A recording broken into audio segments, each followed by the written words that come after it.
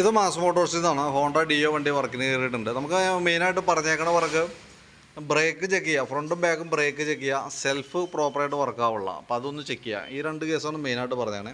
നമുക്ക് വേറെ ജനറലായിട്ട് സർവീസോ വേറെ ഓയിൽ ചേഞ്ചോ മറ്റൊരു കംപ്ലയിൻസോ വേറെ കംപ്ലയിൻസുകളായിട്ടൊന്നും തന്നെ പറഞ്ഞിട്ടില്ല. അപ്പോൾ നമ്മൾ വണ്ടി വർക്കിന് കയറിയിട്ടുണ്ട്. അപ്പോൾ അതിൻ്റെ ബ്രേക്കിൻ്റെ കംപ്ലയിൻറ്റ് മെയിനായിട്ട് വന്നതാണെന്ന് വെച്ചാൽ ഫ്രണ്ടിലത്തെ ബ്രേക്ക് ലൈനർ തീർന്നിട്ടുണ്ട്, മാക്സിമം അഡ്ജസ്റ്റിംഗ് ആണ്. അതേപോലെ തന്നെ ബ്രേക്കിൻ്റെ കേബിളുകളും കംപ്ലൈൻറ്റ് വന്നിട്ടുണ്ട്. ഫ്രണ്ടിലെ രണ്ട് കേബിളും ഔട്ടർ വലിഞ്ഞേക്കാം. ഒരു കേബിൾ ഔട്ടർ വലിഞ്ഞ് ഫുൾ ലോഡായി. കാരണം ഇപ്പോൾ ബ്രേക്ക് പിടിച്ചാൽ ഇതേപോലെ നമുക്കിങ്ങോട്ട് മൂവ് ചെയ്യാനായിട്ടുള്ളൊരു ഗ്യാപ്പ് വേണം. ഇത് ഓൾറെഡി വലിഞ്ഞ് നിൽക്കുകയാണ്. അപ്പോൾ അതുകൊണ്ട് തന്നെ ബ്രേക്ക് പിടിക്കുമ്പോൾ ലിവറുമ്പോൾ നമുക്ക് പെഡൽ കാണിക്കും, പക്ഷേ വണ്ടി നിൽക്കില്ല. അപ്പോൾ നമുക്ക് ഇതിൻ്റെ ആയാലും ഈ കേബിളായാലും അതിൻ്റെ അടിഭാഗത്ത് ഇവിടെ ഔട്ടർ പൊട്ടിയേക്കാം. ഈ ഒരു സിറ്റുവേഷനിലേക്ക് ഇത് മാറിക്കൊണ്ടിരിക്കുകയാണ്. അപ്പം മാറ്റുമ്പോൾ രണ്ട് ബ്രേക്ക് കേബിൾ മാറ്റാം, ഫ്രണ്ടിലത്തെ ബ്രേക്കിൻ്റെ ലൈനർ മാറ്റി റീസെറ്റ് ആക്കാം. പിന്നെ നമ്മൾ അഴിക്കുമ്പോൾ അതിൻ്റെ ഈ ഫ്രണ്ടിൽ ഇവിടെ വരുന്ന ഈ ബുഷ് ഓൾറെഡി കംപ്ലയിൻറ്റ് ഇടുന്നുണ്ടോ, ഗ്രീൻ ബുഷ് കംപ്ലയിൻ്റ് ആണ്. അപ്പോൾ വീലും കൂടി അഴിച്ച് ലൈനർ നമുക്ക് മാറ്റണം എന്തെങ്കിലും. അപ്പോൾ മാറ്റുമ്പോൾ ആ ഗ്രീൻ ബുഷും കൂടി നമുക്ക് മാറ്റിയിടാം. ഇതിൻ്റെ ഉള്ളിലത്തെ ബുഷും ചെറിയ പ്ലേ കാണിക്കും. അപ്പോൾ അതിൻ്റെ കോളർ മാത്രം മാറ്റി നമുക്ക് റീസെറ്റ് ചെയ്യാം.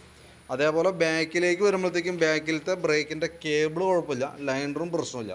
പക്ഷേ നമുക്ക് ബ്രേക്ക് ഒന്ന് അഴിച്ചിട്ട് ഫുള്ളായിട്ടൊന്ന് ക്ലീൻ ചെയ്ത് ബ്രേക്ക് ക്യാമൊക്കെ ഒന്ന് അഴിച്ച് ഗ്രീസ് ചെയ്ത് റീസെറ്റ് ചെയ്യാം. അപ്പോൾ നിലവിൽ ബ്രേക്കുമായി ബന്ധപ്പെട്ട് നമുക്ക് ചെയ്യേണ്ടി വരുന്ന വർക്ക് ഫ്രണ്ടിലത്തെ ബ്രേക്കിൻ്റെ ലൈനർ മാറണം, ബ്രേക്കിൻ്റെ രണ്ട് കേബിൾ മാറ്റിയിടണം. അതേപോലെ തന്നെ ബാക്കിലത്തെ ബ്രേക്ക് അഴിച്ച് ക്യാം ക്ലീൻ ചെയ്ത് ഗ്രീസ് ചെയ്ത് റീസെറ്റ് ചെയ്യാം.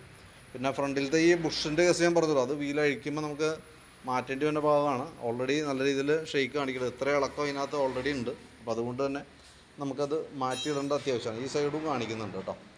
പിന്നെ സെൽഫിൻ്റെ കംപ്ലയിൻ്റ് എന്ന് വെച്ചാൽ ബാറ്ററിയുടെയാണ് പ്രോബ്ലം കേട്ടോ. നിലവിൽ വണ്ടി വന്നപ്പോൾ ഉള്ള ബാറ്ററിയാണ് ഇത് ഇരിക്കണേ. വണ്ടി പുതിയത് മേടിച്ചപ്പോൾ വന്ന ബാറ്ററിയാണ് വണ്ടി ഇരിക്കണ ബാറ്ററി. അപ്പോൾ ബാറ്ററിയുടെ കംപ്ലയിൻറ്റ് കൊണ്ടാണ് സെൽഫ് വർക്ക് ചെയ്യാത്തത്.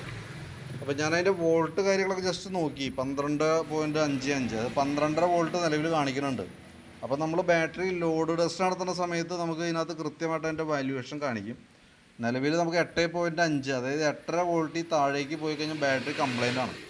അപ്പോൾ നേരെ മറിച്ച് ഇവിടേക്കൊക്കെ വരുമ്പോൾ ഓക്കെ ആയിട്ടൊക്കെ വന്നതെന്നുണ്ടെങ്കിൽ ഒരു 12 എത്തണമെങ്കിൽ ഓക്കെ ആയിട്ട് വരും. 9:30 വരാണെന്നുണ്ടെങ്കിൽ ജസ്റ്റ് ഒന്ന് ചാർജ് ചെയ്ത് കിട്ടുന്ന സിറ്റുവേഷനാണ്.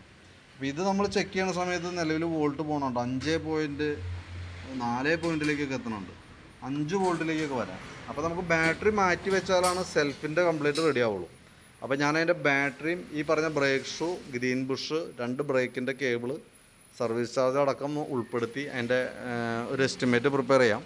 അതിൻ്റെ ഡീറ്റെയിൽസ് ഒന്ന് വാട്സാപ്പിലേക്ക് ഒന്ന് ഷെയർ ചെയ്തിടാം. അപ്പോൾ വീഡിയോ കണ്ടു കഴിയുമ്പോൾ നോക്കിയിട്ടൊന്ന് റിപ്ലൈ ഇടാം. കാരണം റിപ്ലൈ കിട്ടിയിട്ട് നമുക്ക് അതനുസരിച്ചിട്ട് വേണം വർക്ക് കണ്ടിന്യൂ ചെയ്യാനായിട്ട്. അപ്പോൾ നോക്കിയിട്ട് പരമാവധി നേരത്തെ തന്നെ ഒന്ന് റിപ്ലൈ ഇടാനായിട്ട് ശ്രമിക്കുക. ഓക്കെ.